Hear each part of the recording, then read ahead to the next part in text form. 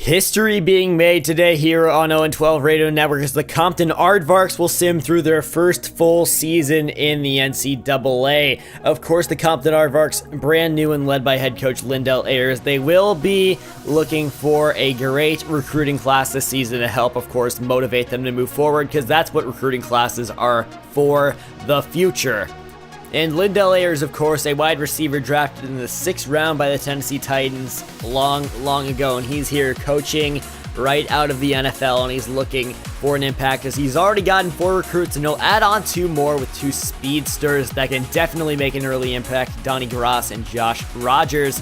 And then right here, John Williams. We are far behind on him, but this is a guy that, holy smokes, we want him. A great player, great speed, strength, you name it, a great run defender and a great pass rusher, of course, which we need a lot of pass rush, and I guess you'll see why as we go 0-6 so far.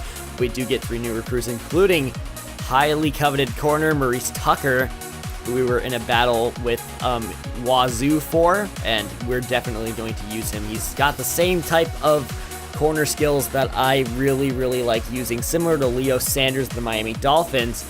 And then John Williams gaining on him and gaining on Rodney Thomas, another guy that nobody put any points into and gave up on. And he's got a chip on his shoulder and wants to come to Compton and see what this organization is all about as our program moves forward. And we gain 3 more recruits, Alden Pittman, Matt Riley, and Randall McCoy. So some pretty good players here. They could definitely have a role in the future as the Compton Aardvarks still 0-7, so clearly needing all the help they can get, but definitely gaining on John Williams. Doesn't look like Oklahoma's that heavily pursuing him. In fact, they haven't even offered him a scholarship. And another guy, Franklin Bray, a quarterback-corner hybrid who I like a lot. We are leading on him, and we are definitely looking to get him as he can be a quarterback or a cornerback. And our job security is still looking a little bit low. It's falling definitely after we went 0-12. What a disastrous season. A loss to Hawaii. But we do get the recruits that we wanted here in the final weeks. I mean, we're still kind of short on a lot of these guys and most of the key guys as well. But I'm really happy about that. We enter the offseason with a very low job security, and that is definitely deserved as Guillory had an awful season. 11 touchdowns, just 4 for Phillip Brown, and just 2 receiving touchdowns for Trayvon Goodwin, who was supposed to be our big number 1 receiver. So much for that. Cliff Pendleton, though, definitely solidifying this defense through year 1. 80 tackles, 11 tackles for loss. And another guy, Dwayne Peoples, backup defensive tackle, 19 tackles for loss and 8.5 sacks, came in for an injury and definitely performed very well.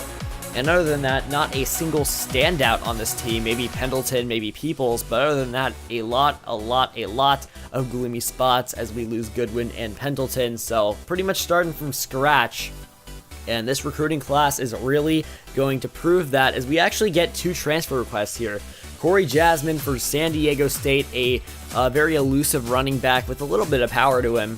And then Andrew I, because I cannot pronounce that, and I'm not even going to give it a shot at all. Of course, these are players that did not get a lot of playing time and wanted to go to Compton where they could after a year of eligibility.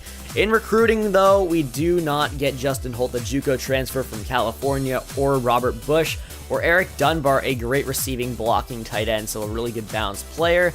But we do get Williams, we do get Horn, and we do get Thomas. So a lot of pass rush all of a sudden and a lot of improvement in our front 7. Maybe we're going to be just a little bit stronger this year, but you know, anything helps at this point as Ron Horn, a very good player and somebody I scouted extensively. So very happy about that.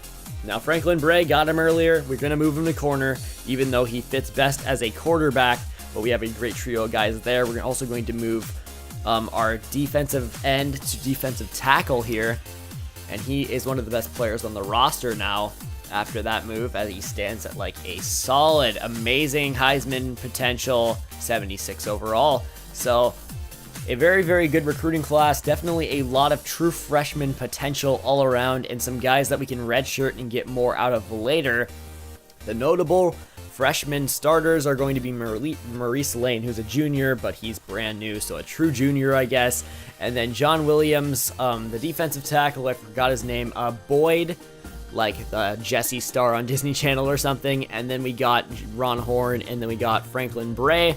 So some very, very good players here, and it's definitely going to be a better season than 0-12, I'm hoping. I'm actually going to play all the games, so you can't really rely on last season. But that about wraps this one up. Thank you for watching Season 1. I know it was short, but it's going to be longer in the future, and that's what she said. And I will see all of you later. Jack from Legion Nerds signing out.